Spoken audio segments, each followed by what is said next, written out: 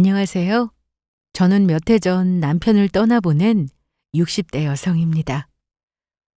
평생 제 곁을 든든하게 지켜준 남편이자 아이들 아버지의 빈자리에 여전히 그리운 마음을 품고 살아가고 있습니다.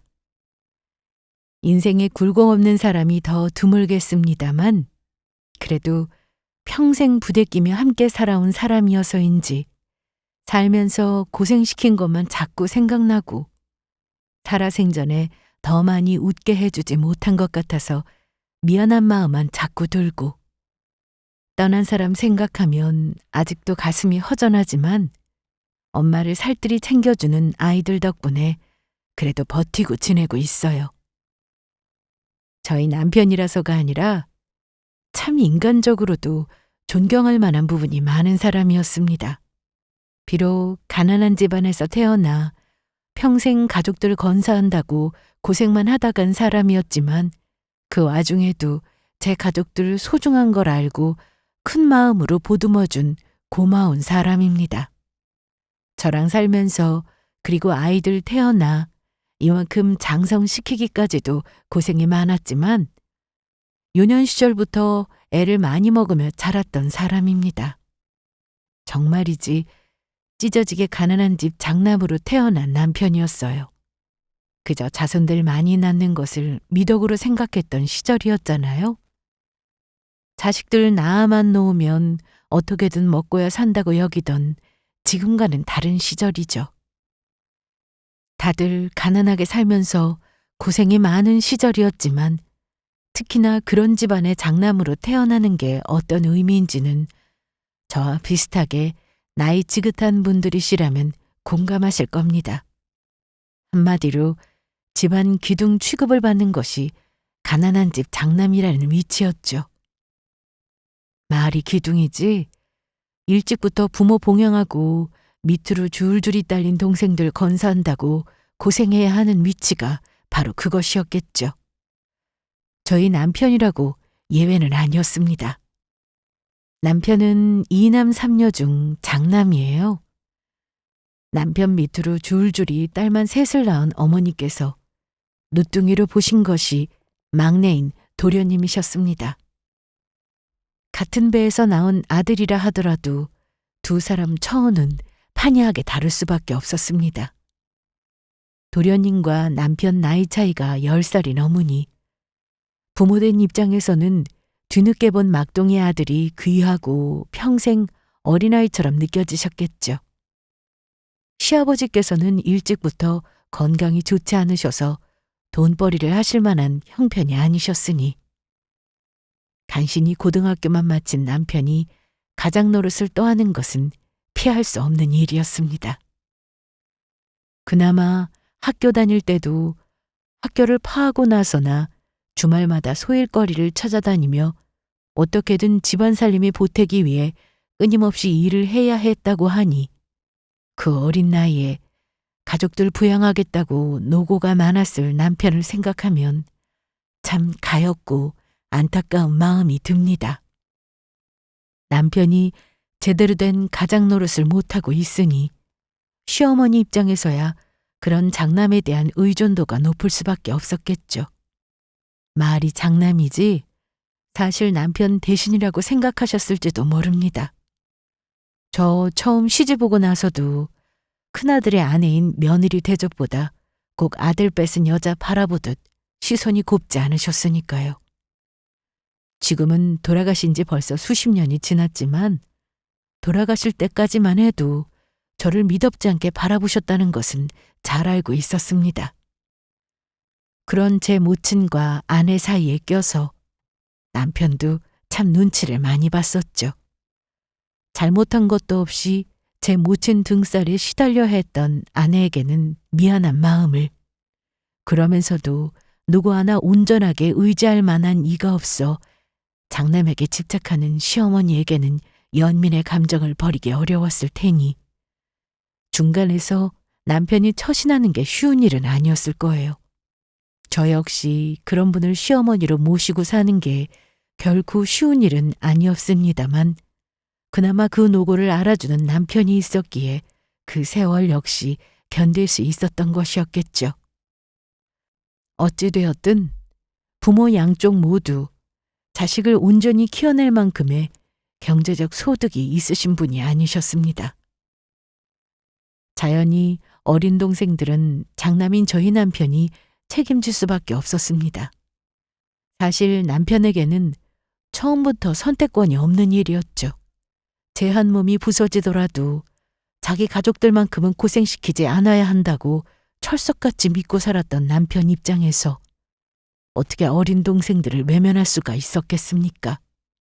그나마 바로 밑에 여동생인 제 3명의 시누이들은 학교 마치자마자 다들 공장이며 격리며 취직을 해서 돈을 벌기 시작해 한 사람 몫을 해내기 시작했지만 나이 차이 많이 나는 막내 동생은 저희 남편이 키운 거나 다름없었습니다. 어려운 형편에 당장 입에 풀칠하는 것도 어려운 판이니 공부에 욕심이 있다 하더라도 대학 갈 생각은 꿈도 꾸지 못했습니다. 저희 남편이 학창시절에 공부를 잘했거든요. 하지만 어느 정도는 환경이 뒷받침이 되어 주어야 그것도 빛을 발하는 것 아니겠습니까? 일찍부터 당신 가정환경이 어떤지 잘 알고 있었으니 차마 욕심은 내지 못했지만 그렇다고 학업을 잊지 못한 서름이 없었던 것은 아니었을 겁니다. 저희 시누이들 역시 셋 다 고졸이에요. 이렇게 고생만 잔뜩 시킬 것 같으면 뭐 한다고 애를 이렇게 줄줄이 낳았나. 중년의 시누이가 명절 때 술 한 잔 걸치고 제 부모 원망하는 소리를 하며 답지 않게 눈물을 보였을 때는 제 남편 표정도 참 안 좋더라고요. 꿈도 많았을 여고 시절 현실의 벽에 부딪혀 눈물을 머금고 취업 전선에 뛰어들어야 했던 시누이의 아픔을 저희 남편이라고 모르지 않았을 테니까요. 남편이 겪은 일은 더하면 더했겠죠. 참 시절이 그러했다고 하나. 저 역시 저희 남편 고생한 걸 생각하면 솔직히 시부모님 원망스러운 생각이 아예 들지 않는 건 아닙니다. 저라고 뭐 대단하게 넉넉한 친정에서 자라지는 못했지만 그래도 저희 집은 시댁만큼 찢어지게 가난하지는 않았거든요. 어려서는 가난한 부모 밑에서 어린 동생들 건사한다고 고생해 저와 결혼해서도 애들 키운다고 쉴 새 없이 일만 하고 제대로 쉬거나 즐길 줄도 모르는 사람이었으니 평생 고생만 하다 떠나보냈다는 생각이 들어 더 그런 마음이 드는 모양입니다. 그래도 혼자 외벌이 하면서 동생 넷에 홀어머니까지 부양하던 때와 비교하면 여동생들 다들 제 앞가림하기 시작한 이후로는 조금 숨통이 트였다고 합니다. 그나마 좀 살만해졌으니 당신하고 결혼해서 가정 꾸리고 살 생각도 한 거지. 아니었으면 남의 집 귀한 딸 고생시킬 일 있어? 이 사람이 복에 겨운 소리를 하고 있어. 나같이 잘난 마누라가 그러자고 하면 아이고 감사합니다 하고 넙죽 받아먹어야 할 판에. 남편 말에 장난스럽게 천연덕스럽게 받아친 저였지만 남편 말이 거짓이 아니라는 것은 알고 있었어요. 남편 성품에 그저 남들 나이 차면 결혼한다는 이유로 결혼해 제처를 고생시킬 사람이 절대 아니라는 걸 저만큼 더 잘하는 사람이 어디 있었겠습니까? 부족한 와중에도 연애하면서 제게 참 잘하던 사람이었어요. 조금이라도 여유가 생기면 제게 좋은 것 하나 더 해주고 싶어 하던 사람이었으니 그 마음의 진정성을 모를 리가 없었죠. 자기 성장할 때처럼 똑같은 고생 저한테 시킬 것 같았으면 저까지 그 고생길로 끌어들일 사람이 아니었습니다. 저 역시 그 사람의 그런 성품과 저를 생각해주는 깊은 마음을 잘 알고 있었으니 제 평생을 그 사람에게 맡길 수 있었던 거겠죠. 그런 사람과 결혼해서 그리 큰 돈은 아니라 해도 알뜰살뜰 모아가며 내 집 장만하고 새끼들 커가는 모습 함께 볼 수 있었다는 건 복된 일이었다고 생각합니다. 시어머니 돌아가신 이후로는 막내인 도련님을 저희 집으로 데려오게 되었습니다. 그때 도련님이 고등학교 2학년이었어요. 어린 시동생이라고는 하나 장성한 티가 나는 외간 남자와 함께 사는 일이 저로서도 쉬운 일은 아니었습니다. 시어머니 돌아가시기 전부터 시어머니마저 없으면 도련님을 결국은 남편과 제가 책임져야 하리라는 예상은 하고 있었지만 그래도 그게 현실로 닥치니까 또 그 무게감이 다르게 다가오더군요. 시누이 셋은 모두 제 짝 찾아 출가하였고 시어머니 곁에 남은 자식은 아직 미성년자인 도련님 뿐이었습니다. 그때 역시 도련님 학비며 시어머니와 생활하는 일체 금액들 다 저희 주머니에서 나왔어요. 그나마 연세가 조금 덜 드셨을 때는 이것저것 허드렛 일이라도 하셨는데 그마저도 나이 드신 이후로는 하기 쉽지 않으셨으니 결국 또 장남인 저희 남편이 책임질 수밖에 없었죠. 저희라고 벌이가 그렇게 대단하게 큰 것도 아니고 또 제 새끼들도 있는데 매달 시어머니와 도련님 생활비며 학비 조달하는 게 결코 만만한 일은 아니었습니다. 나이 터울이라도 좀 적으면 진작 자기 누나들처럼 독립해서 밥벌이라도 하고 있을 텐데 아직 고등학교도 졸업하지 못한 막내 도련님에게 그런 걸 기대하는 것도 가혹한 일이라고 생각했어요. 더군다나 어린 나이에 이제 양친 다 잃게 되었으니 한편으로는 가여운 마음도 들었죠. 남편하고 나이 차이가 많이 나다 보니 도련님은 저와도 큰 누나와 막내 동생 뻘이었습니다. 시댁 식구와 한 집에서 사는 생활이 신경 써야 할 부분이 한두 가지가 아니었지만 누구보다 동생들에 대한 애정과 걱정이 컸던 남편 마음 헤아리면 그게 당연한 일이라고 생각했습니다. 하지만 도련님이 저희 부부 앞에서 대학 가고 싶다는 소리를 했을 때는 솔직히 눈앞이 아찔하더라고요. 한두 해만 더 고생하면 독립해서 제 갈 길 갈 거라고 생각했는데 대학이라니. 먹고 사는 문제는 그렇다 치더라도 대학 등록금이 어디 한두 푼도 아니고 그리고 그 말을 저희에게 직접 했을 때는 어떻게든 자기 능력으로 벌어서 가겠다는 게 아니라 저희더러 대학 보내달라는 말이나 마찬가지잖아요. 솔직히 선뜻 그러자는 말이 안 나오더라고요. 제 입장에서는 제 피 섞인 제 동생도 아니니 아무래도 더 매몰차게 생각했던 것도 있겠죠. 하지만 남편 입장에서는 대놓고 대학 가고 싶다고 얘기하는 어린 동생 말을 외면하기가 결코 쉽지 않았을 거예요. 며칠을 심각한 표정으로 머리를 싸매고 고민하던 남편이 결국 제 앞에 무릎을 꿇었습니다. 여보, 내가 지금까지 어머니 모시고 윤석이 뒷바라지 한다고 당신까지 고생시켜서 참 면목이 없어. 그런데 저 어린 놈이 더 배우고 싶다는데 그걸 못 해주겠다고 말은 차마 할 수가 없어서 내가 당신한테 정말 미안해. 당신 얼마나 고생하는지 뻔히 알면서 그래도 우리 윤석이라도 하고 싶다는 공부 꼭 하게 해주고 싶어, 여보. 나도 물론 우리 형편만 되면 도련님 대학 당연히 보내드리고 싶지. 근데 우리라고 넉넉한 형편은 아니잖아. 애들도 조금 있으면 학교 들어가야 하고. 그래도 내가 조금 더 노력하고 허튼데 돈 쓰지 않도록 더 신경 쓸 테니까 조금만 더 긍정적으로 생각해주면 안 될까? 그때 당시에도 일주일에 하루 겨우 쉴깐 남편이었어요. 그리고 허투루 돈을 쓰다니. 애초에 가져본 적이 없어서 그런지 낭비는커녕 써야 할 곳에도 제대로 돈 쓸 줄 모르는 남편이었습니다. 그나마 저나 아이들한테 좋은 것 해주려고 들었지 자기 입에 들어가고 자기 쓸 거는 10원 한 장도 아까워서 덜덜 떨던 사람이었어요. 그 생각을 하니 가슴이 답답해졌으나 이렇게 대학 가고 싶다는데 그걸 못 들어주면 그게 평생 한으로 남을 남편 성정을 모르는 것도 아니고 결국은 제가 져줄 수밖에 없었어요. 여보, 고마워. 정말 고마워. 대학 학비만이야? 그 이상은 절대 안 돼. 그럼 거기까지만 해주면 저도 받은 게 얼마인데 당연히 제 앞가름 알아서 하고 살 거야. 건설업체 하청회사에서 일하며 공사 현장 인부들의 관리감독직으로 일하던 남편이었습니다.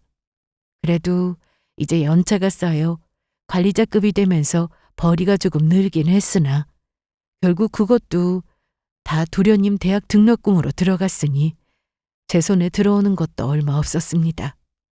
하지만 허락을 하지 않으면 몰라도 이미 저도 동의한 일인데 어차피 해주기로 한 거 가지고 속쓰려 하는 것도 어리석은 일이라고 생각했습니다.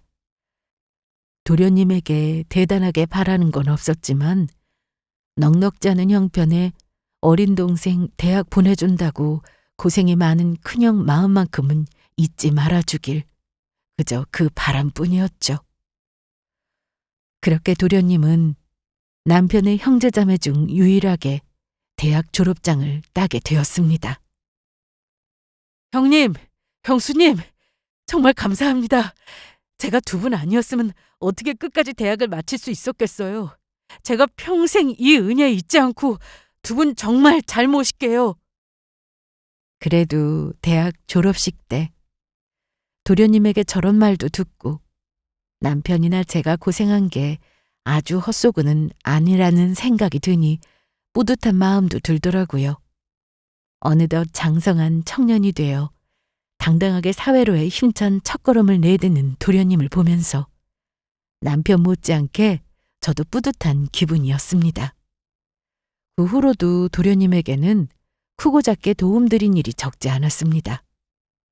남편도 그렇고 시누이들도 그렇고 한참 어린 동생이다 보니 자꾸만 뭐라도 하나 더 해주고 싶은 마음이 샘솟는 모양이더군요. 뭐 그 마음도 아주 이해 못할 건 아닙니다. 당신들이 성장할 때 워낙 누리고 살지 못했다 보니 어린 막내 동생만큼은 자기들처럼 살지 않았으면 하는 바람도 있었겠죠. 그러니 남편이 무리해서라도 도련님 대학 등록금도 해주고 결혼할 때 결혼자금도 많이 도와주었겠죠. 보면 또 도련님도 제 형과 누나들이 자기한테 껌뻑 죽는 걸 모르지 않았던 것 같았습니다. 어찌 보면 영악한 부분도 있었죠. 솔직히 나이 차이 많이 나는 형과 누나라 하더라도 부모도 아니고 제 남편이 그렇게까지 해줘야 할 의무가 있는 건 아니었잖아요. 그럼에도 때마다 원하는 것 말해가며 살살 얻어내는 요령이 보통이 아니었습니다. 뭐 도련님 입장에서도 결국 믿을 건 저희 남편뿐이었겠죠. 매번 손 내밀 때마다 무리해서라도 물심양면으로 도와주는 형이었으니 이 정도 선까지는 괜찮아 보다 의뢰히 그렇게 생각했을지도 모르고요. 장가 가서도 급하게 돈 필요한 일 생기거나 하면 결국 손 뻗는 건 저희 남편한테였어요. 워낙 동생에게 약한 사람이니 쉽게 거절하지 못해 저와 다툰 적도 여러 번이었습니다. 저는 저대로 불만이 적지 않은 편이었어요. 어린 나이에 어머니까지 잃고 의탁할 데가 없으니 저희 집에서 지냈던 것, 대학 등록금 지원해 준 것은 도련님도 어릴 때의 일이 아닙니까?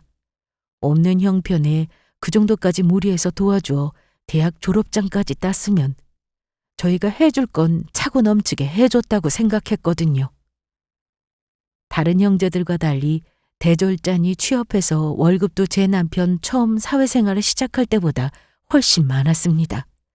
여유가 있어도 도련님 쪽이 더 있을 터인데 조금 아쉽다 싶으면 자기 형한테 손 벌릴 생각부터 하는 게 솔직히 달갑게 느껴지지 않더라고요.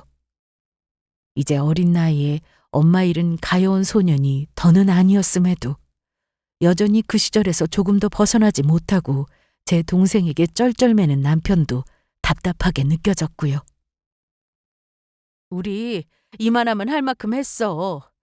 세상에 어떤 형이 동생 대학 등록금에 결혼자금도 모자라서 우리보다 잘 먹고 잘 사는 사람들한테 돈까지 빌려줘? 우리 그럴 형편 아니야. 우리 애들한테 쓸 것도 모자란데 당신도 이제 적당히 해. 처음에야 고마운 줄 알지. 매번 이런 식으로 하니까 도련님도 도와달라는 말을 아무렇지도 않게 하잖아. 그러다 당신 나중에 도와주고도 대접 제대로 못 받으면 그때 억울해서 어떻게 하려고 그래? 알았어, 알았어. 그래도 윤석이 저놈이 그렇게 싹수 없는 놈은 아닌데 설마 저한테 이렇게까지 하냐 나 몰라라 하겠어? 아마 제가 중간에서 브레이크 걸지 않았다면 도련님 앞으로 얼마가 더 나갔을지 모릅니다. 도련님한테 시집온 제 손아래 동서도 처음에는 저희 눈치를 살살 보더니 나중에는 마치 자기 친정이라도 되는 것처럼 수험생인 아이들 몸보신 시키겠다고 쟁여준 비싼 식재료부터 반찬까지 탈탈 털어가곤 했습니다. 어머 형님, 전복 사셨네요. 구이 요새 체력 떨어진 건 또 어떻게 하시고. 감사해요. 잘 먹을게요. 솔직히 그런 동서가 얄밉게 느껴졌던 것도 한두 번이 아니었습니다. 저희도 뭐 땅 파서 먹고 사는 게 아닌데 다 제 돈 주고 사온 것들 저렇게 퍼다 나르는 게 예쁘게만 보이는 것도 이상한 일이잖아요. 그렇다고 나보다 한참 어린 동서 반찬 얻어간다고 그걸 고깝게 보는 것도 윗사람으로서 참 속 좁은 짓이다 생각하니 그저 내가 아직 마음 수양이 부족한가 보다 하고 스스로를 달래려고 노력했죠. 정말 저 둘 사는 형편 어려워서 그런 거 같으면 그깟 냉장고 털어가는 거 이렇게까지 생각했겠습니까? 저희보다 더 잘 버는 사람들이 항상 받는 데만 익숙해서 저렇게 구는데 그런 생각이 들었던 게 더 컸을 거예요. 심지어 동서네 집 평수가 저희 네 식구 사는 집보다 더 컸습니다. 항상 제 막내 동생 가엾게 생각하며 어지간한 말 다 들어주던 남편이 제 성화에 무리해서 지갑 여는 일이 줄어드는 것도 당연할 수밖에 없었죠. 솔직히 그간 베푼 걸 생각하면 이제는 제 남편이 효도받는 명목하에 도로 베푼 것들 돌려받아도 모자랄 판이었습니다. 물론 남편이야 그런 성품이 못 되니 그런 거 바라고 한 일은 아니었겠습니다만 그래도 제 입장에서 서운한 건 서운한 거죠. 저야 그렇다 치더라도 마치 자식처럼 자기를 아껴준 형을 그렇게 취급하는 건 속상한 일이더라고요.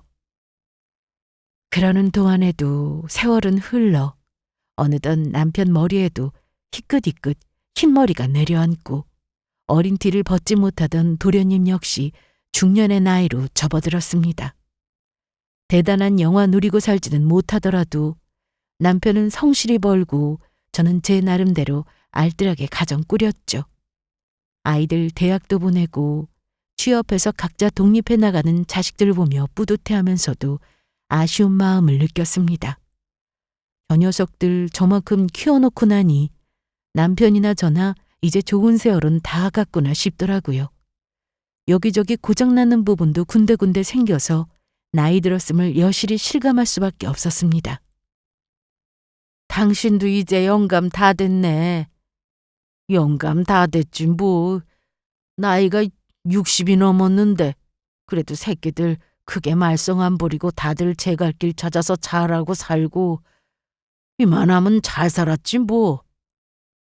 그러게 잘 살았다. 겪을 때는 그렇게 힘들더니 지나고 나니까 잘 살았다 싶다. 내 서방 고생이 많았소. 고생을 해도 나보다 당신이 더 했지. 쥐뿔도 없는 놈한테 시집와서 이나마 가정 건사하기까지 당신 없었으면 어디 꿈이나 꿀 수 있었겠어? 고생했어 당신. 나이 들어 아이들 다들 집 떠나고 남편과 부부 둘만 남은 집에서 술도 한 잔 기울이다 보니 이런 낯간지런 속 얘기도 꺼내게 되더라고요. 앞만 보며 달려오던 시절을 이제는 추억할 때가 되었구나 싶어 감개무량한 마음이었습니다. 이제는 남편 하던 일도 서서히 정리해서 남편과 안락한 노후를 준비할 참이었어요. 하필 그 시기에 남편 회사 일이 그렇게 갑작스럽게 힘들어질 줄은 남편도 저도 예상치 못했습니다. 남편도 경력이 적지 않으니 본래 일하던 회사에서 독립해 공사장 현장과 인부들을 관리하고 있었는데 그만 남편이 도맡았던 현장에서 사고가 나고 만 겁니다. 우선은 크게 다친 사람이 없다는 것에 안도했지만 빌려온 자재 중 상당수가 못 쓰게 되어버려서 걱정이 이만저만이 아니었어요. 보통 그런 자재들은 대여 형식으로 떼어오는 경우가 많거든요. 건물에 직접적으로 들어가는 자재 제외하고 쓰이는 것들은 도로 수거해 반납을 해야 하는데 그게 망가졌으니 결국 돈으로 물어내야 될 상황이 닥치고 만 겁니다. 당장 들어가야 할 현금이 부족해서 그게 가장 큰 문제였어요. 이달 안으로 상환해달라고 하는데 내가 끌어올 수 있는 연금은 벌써 다 끌어다 썼고. 너무들 한다. 그동안 얼굴 보고 산 세월이 얼마인데 조금 힘들어졌다고 이렇게까지 사람을 몰아붙여? 돈 벌려고 하는 일이 다 그렇다고 하지만 한번 위기가 닥치기 시작하니까 당연히 자기들 돈부터 먼저 수거하려고 성하더라고요. 이제 하던 일 다 정리하고 좀 편하게 지낼 줄 알았더니 회사 정리할 때 다 돼서 이런 일을 겪게 되자 남편이나 저나 정신이 쏙 빠졌습니다. 그러고도 아직 메워야 할 현금이 남아 있었는데 사정 봐줄 만한 지인들에게는 이미 다들 한 번씩 도움을 받았습니다. 그래도 남편이 그동안 베풀면서 살아왔던 게 헛된 일은 아니었는지 다들 어려운 와중에도 남편이 부탁했던 지인들 대부분이 조금씩이라도 도움을 주셔서 감사한 마음이었어요. 여보, 그러지 말고 도련님한테 부탁해보는 건 어때? 벌써 부탁드릴 수 있을 만한 분들한테는 다 드려봤잖아. 이 어려움을 겪는 와중에도 그래도 동생한테까지 손 벌리고 싶지는 않았던지 끝내 도련님한테는 남편이 아무 말을 안 하더라고요. 여기서 이제 조금만 더 도와주면 숨통이 좀 트일 것도 같은데 저 고집을 피우고 있는 거 보면 남편도 참 어지간하다 싶었습니다.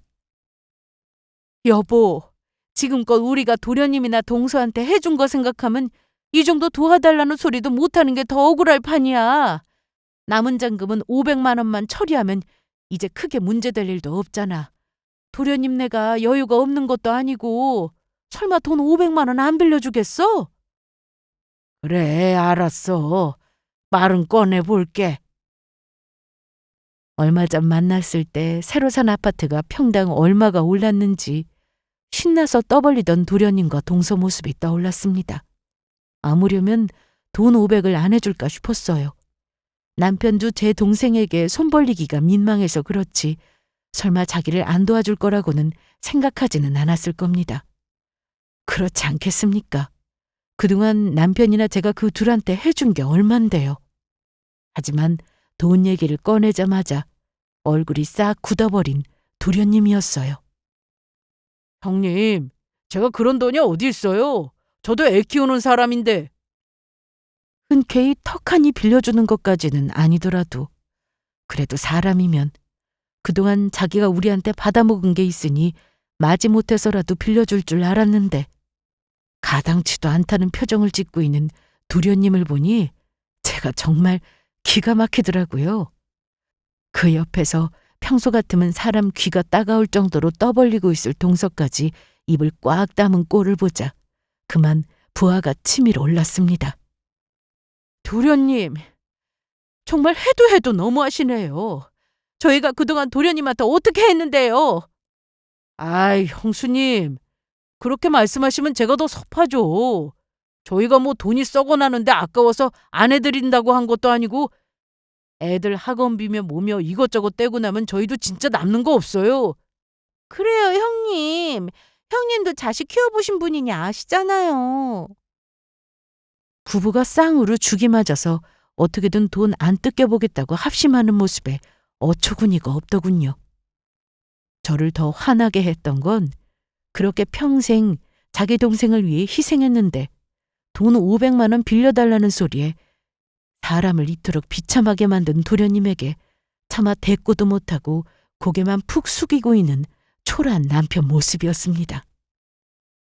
저희가 정말 당장은 융통할 여유가 없어서 비상금으로 갖고 있던 100만 원이 전부예요. 이거라도 쓰시려면 빌려드리고요.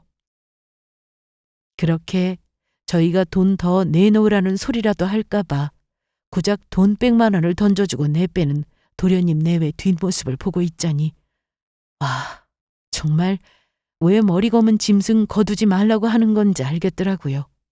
그 돈 꼴랑 100만 원도 그냥 해주겠다는 게 아니라 굳이 빌려주겠다는 말을 강조하는 도련님이었습니다. 어떻게 이럴 수가 있어? 자기가 그동안 우리한테 받아 처먹은 게 얼마인데 지가 사람이면 이러면 안 되지. 당신한테 이럴 수는 없는 거야. 화가 머리끝까지 나서 날뛰는 저를 보고 한마디 대꾸조차 못하는 남편이었습니다.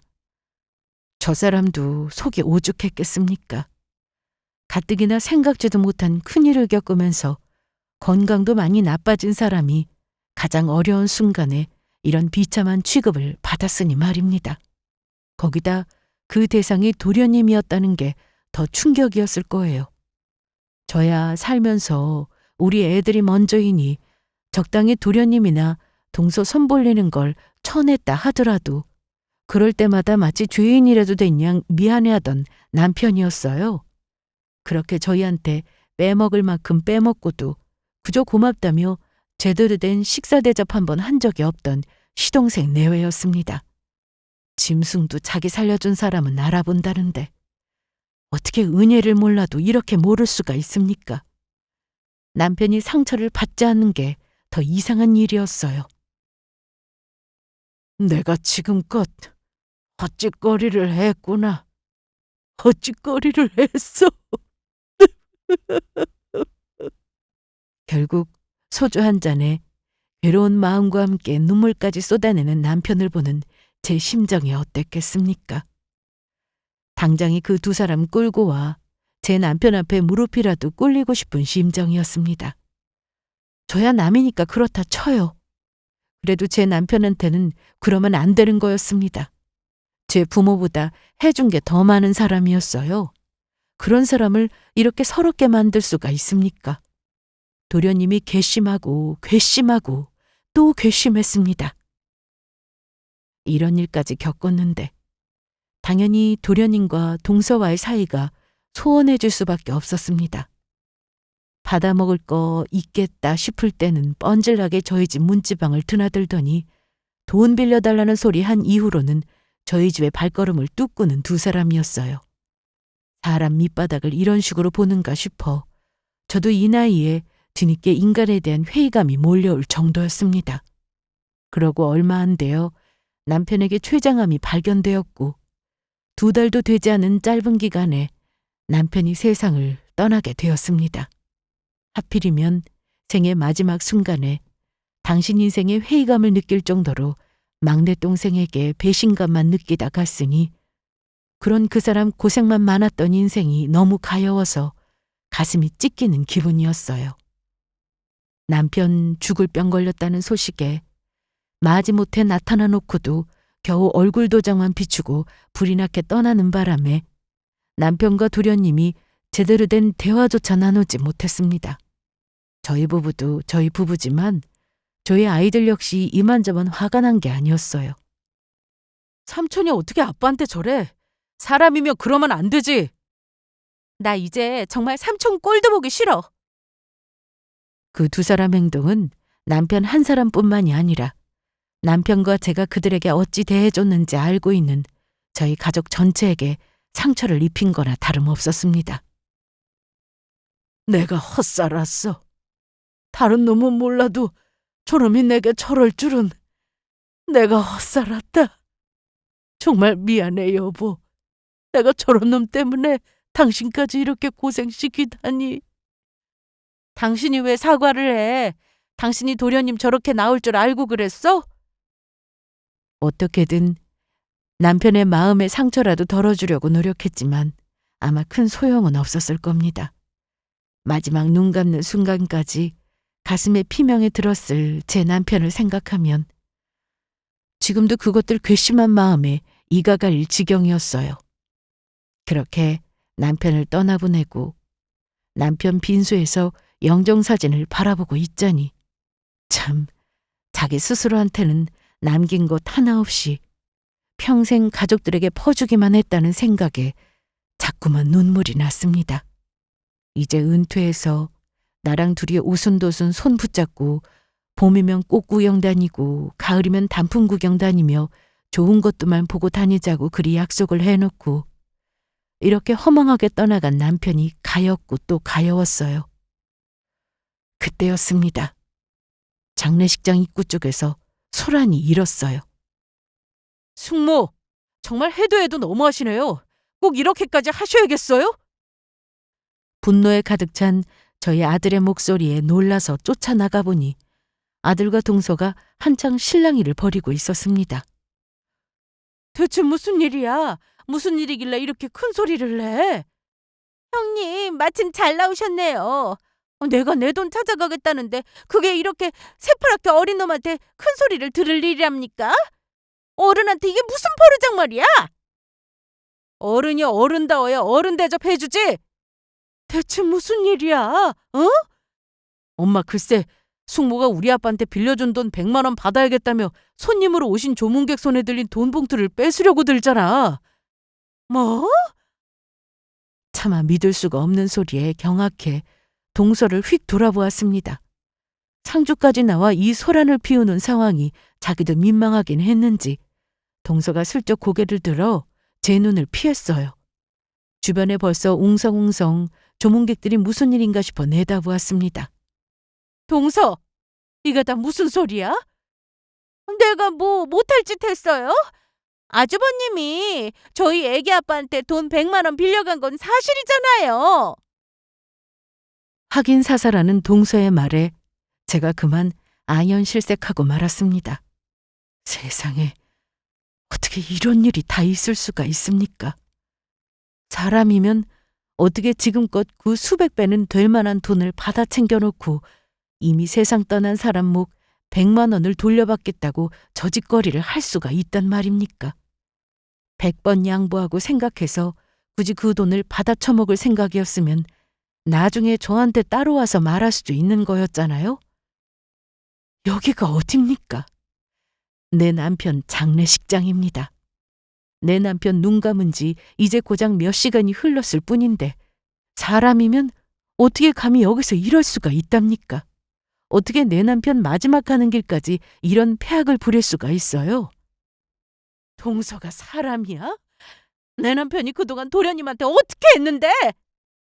그때 한 건 한 거고 최근에 돈 빌려간 건 맞잖아요. 자기들이 먼저 아쉬워서 돈 얘기 꺼내놓고 사람 화장실 들어갈 때랑 나올 때 마음 다르다더니. 동서! 아 왜요? 이제 아주버님도 돌아가셨으면 형님이랑도 남남이나 마찬가지인데 저희도 받을 건 받아 챙겨야 하지 않겠어요? 니들이 그러고도 사람이야? 니들이 그러고도 인간이야? 도대체 뭐 얼마나 잘 먹고 잘 살려고 이렇게까지 하는데 동서 자식 보기에 부끄럽지도 않아? 그만 눈이 돌아버린 제가 조문객 다 보는 데서 동서 어깨를 확 움켜쥐었습니다. 이건 나요. 내가 내 돈 챙겨가겠다는데 왜 이래 정말? 니들은 이러면 안 돼. 니들만큼은 내 남편한테 이러면 안 되는 거라고. 이성을 잃고 동서와 엎치락 뒤치락 하는 판에 주변에 조문객들이 몰려들기 시작했습니다. 가뜩이나 남편 잃고 당장이라도 쓰러질 판이었는데 오악스런 동서 손에 이리저리 휘둘리고 있으니 주위 조문객들이 동서를 보고 혀를 찼어요. 저게 지금 장례식장에서 무슨 주태래? 얼른 뜯어 말려. 저러다 사모님까지 잡겠네. 그때였습니다. 웬 귀골이 장대한 중년 남성 하나가 불쑥 튀어나와 동서선을 잡아챘어요. 대체 이게 무슨 짓입니까?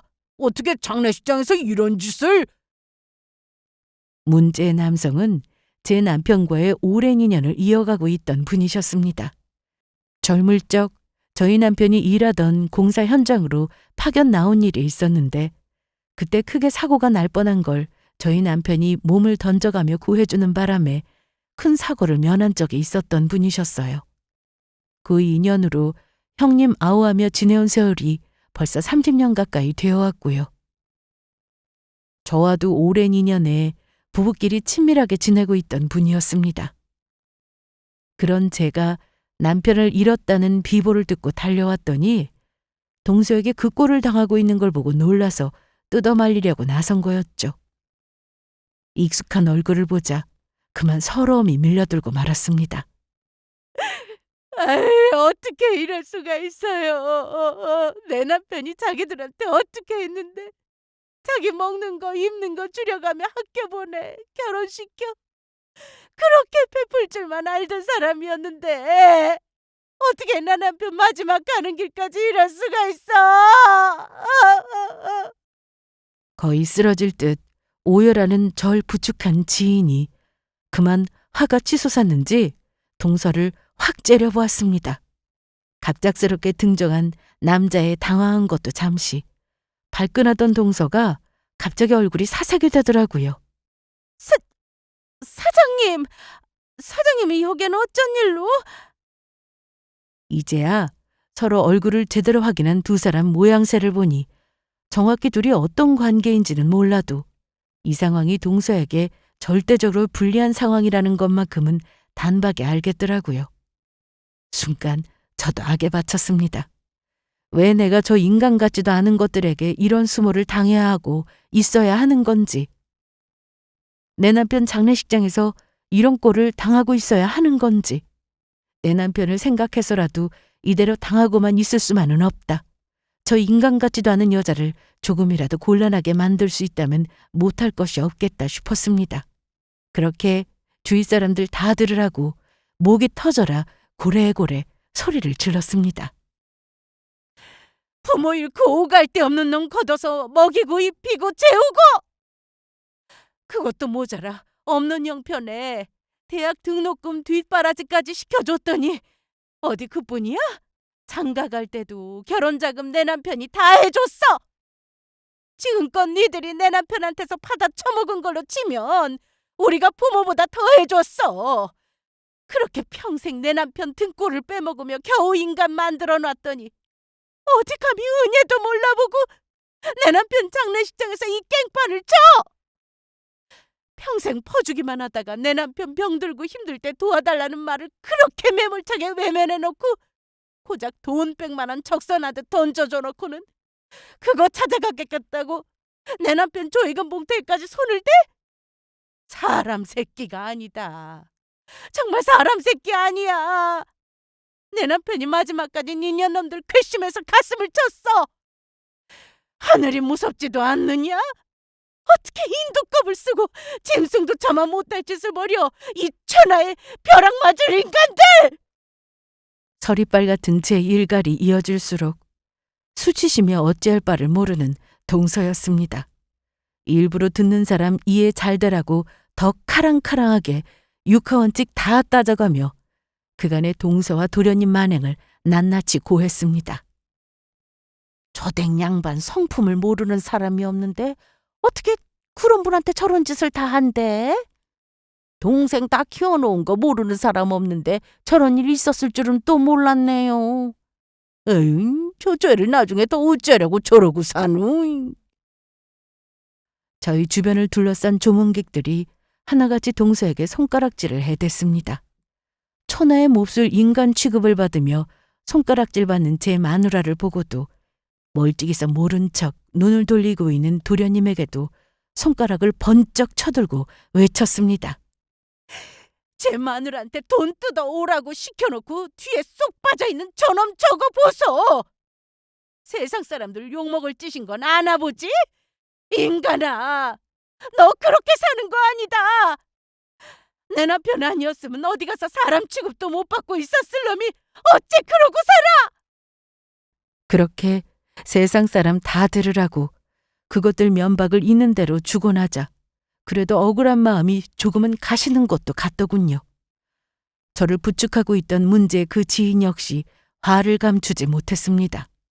나한테 거래 따낼 때는 그렇게 사람 좋은 척하면서 살살거리더니 이렇게 상상 못할 인간일 줄 알았으면 애초에 저런 인간이 가져온 계약서에 사인도 하지 않았을 텐데, 형님이 어떤 분이신데 그 인품 좋으신 양반한테 은혜를 입어놓고 어떻게 인간이 이런 짓을 할 수가 있어? 사장님, 그게 아니라... 입이 10개라도 할 말이 없을 텐데 아직도 정신을 못 차리고. 형수님, 걱정 마십시오. 제가 저런 금수만도 못한 인간 그냥 두겠습니까? 형님한테 입은 은혜를 생각해서라도 그러면 안 되죠. 고맙습니다. 정말 고맙습니다. 형님. 뒤늦게 발등에 불 떨어진 모양인지 이제 와서 절박하게 저를 바라보는 동서였지만 뭐 어쩌란 말입니까? 설마 하니 이제 와서 꼬리 내리는 척한다고 제가 저것들 폐악을 잊을 리가 있었겠습니까? 내 남편 가는 길에 더는 저 꼴 보기 싫은 인간들 곁에 두고 싶지도 않아서 장례식장 밖으로 내쳐버렸습니다. 조문객들께서 한마음 한뜻으로 저 뻔뻔한 인간들 함께 내쫓아 주셨어요. 에이, 더러운 인간들. 저렇게 수저노같이 굴면서 뭐 얼마나 잘 먹고 잘 사나 보자.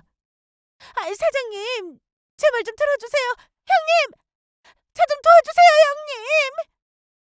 끝까지 추태 부리며 끌려나가는 동서를 차가운 눈빛으로 한번 돌아본 뒤 도로 빈소 안으로 들어가 남편의 영정사진을 바라보았습니다.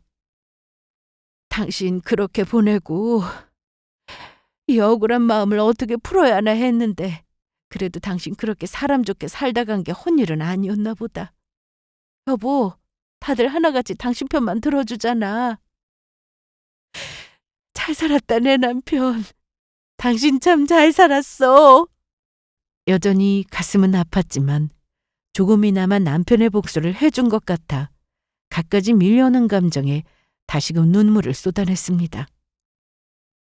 남편 장지까지 모셔놓은 후에 동서에 대경 실색하게 했던 지은에게서 그간 돌아가는 사정을 듣게 되었습니다. 형수님, 걱정하실 거 하나 없습니다. 제가 아주 그 인간들 개망신을 주워놨어요. 그날 저희 남편 빈소 다녀가고 나서 곧바로 동서 회사와 맺었던 거래를 파기하셨다고 합니다. 사실 사업적으로 얽힌 부분이니 쉽지 않으셨을 텐데 그분도 참 의리가 있는 분이세요. 거기에 그치지 않고 왜 이런 갑작스런 파기 요구를 했는지 거래 담당자가 저희 남편 장례식장까지 찾아와 버린 입에 담기도 지저분한 폐륜 사실까지 낱낱이 설명하셨다고 합니다. 그러니까 동서 회사에서 동서 직거리를 모르는 사람이 이제 아무도 없다는 뜻이었어요. 회사 입장에서야 날벼락이었겠죠. 담당자가 말 같지도 않은 일을 벌이는 바람에 잘 돌아가던 일이 갑자기 엎어지게 생겼으니 회사 입장에서도 분풀이할 대상은 있어야 하지 않겠습니까? 그 인간 요즘 회사에서 얼굴도 못 쳐들고 다니답디다. 멀쩡한 생각 박힌 사람이면 언제 내 등 뒤에 칼 꽂을 줄 모르는 인간들 무서워서 어떻게 곁에 두겠어요? 회사에서는 어떻게든 눈에 까진 동서 내보내겠다고 다방면으로 압력을 행사하고 주변 사람들에게는 상종 못할 인간으로 손가락질까지 받고 있는 상황이라니. 이 모든 일이 고작 돈 100만 원 받아내겠다고 벌인 폐악에서 비롯됐다는 게 참 기가 막히더라고요. 착하게 사는 것까진 아니어도 남편 장례식장에서나마 떠난 사람 명복을 빌며 소란 피우지만 않았어도 없었을 일이었겠죠. 저 두 사람에게 복수하고 싶어도 그럴 주제가 못 되는 제가 직접 나선 것보다도 더 거대한 후폭풍으로 돌아왔으니 결국 저지른 죄업이라는 건 다 돌아오는구나 하는 생각이 들었습니다. 그러고 도련님과 동서라는 작자들이 저희 집까지 버선발로 뛰어오기는 했어요. 당장 사방에서 압박이 들어오니 어떻게든 저 구슬려서 거래처 문제라도 해결해볼 심산이었겠죠. 형님, 저 이러다가 정말 큰일 나요. 앞으로 돈 들어갈 일이 천지인데 아직 어린 조카 생각해서라도 제발 한 번만 사장님 좀 설득해 주세요. 네? 형수님, 제가 정말 잘못했습니다. 제가 형수님과 형님께 정말 죽을 짓을 했습니다. 어디 입에 침도 안 바르고 거짓말을 하고 있어. 이제 니들이 하는 말이라면 콩으로 매주를 쓴다고 해도 안 믿어. 니들이 그따위로밖에 못 살아서 그거 돌려받은 건데 억울하게 생각할 거 하나도 없어. 내 남편 마지막 하는 길에 서러워했던 거 생각하면 고작 이 정도로 끝나는 걸 다행인 줄 알아. 이제야 좀 세상 무서운 줄 알겠니? 너들같이 은혜도 모르는 인간들은 세상 무서운 줄을 좀 알아야지. 보란 듯이 그 인간들 당한 꼴을 시원하게 비웃어준 저였습니다. 그것들이 앞에서 어떤 곤란을 겪게 될지 그것까지 제가 고려해줄 이유는 단 하나도 없었습니다. 앞으로 평생 얼굴 볼 생각도 없는 인간들인데 제가 그런 마음까지 써주는 수고로운 일을 해야 할 이유가 없었죠. 그것을 마지막으로 그 두 사람과의 모든 인연을 끊었습니다. 그 일이 발단이 되어 결국 버티지 못하고 동서가 쫓겨나듯 회사를 나왔다는 걸 후에 듣게 되었습니다. 목구멍이 포도청이라고 어떻게든 비워보려 했던 것 같은데 그 못돼 먹은 성미에 결국 회사 나오기까지 겪은 모멸감이 만만치 않았을 겁니다. 사람이 죄짓고는 못 산다는 게 결국은 이렇게 저지른 죄값을 치르게 되기 때문이 아닐까 하는 생각이 들어요. 오늘 제 이야기는 여기까지입니다. 먼저 떠난 제 남편이 부디 조금이나마 마음의 안이 풀어졌기만을 바라는 마음입니다. 이야기 들어주셔서 감사드립니다.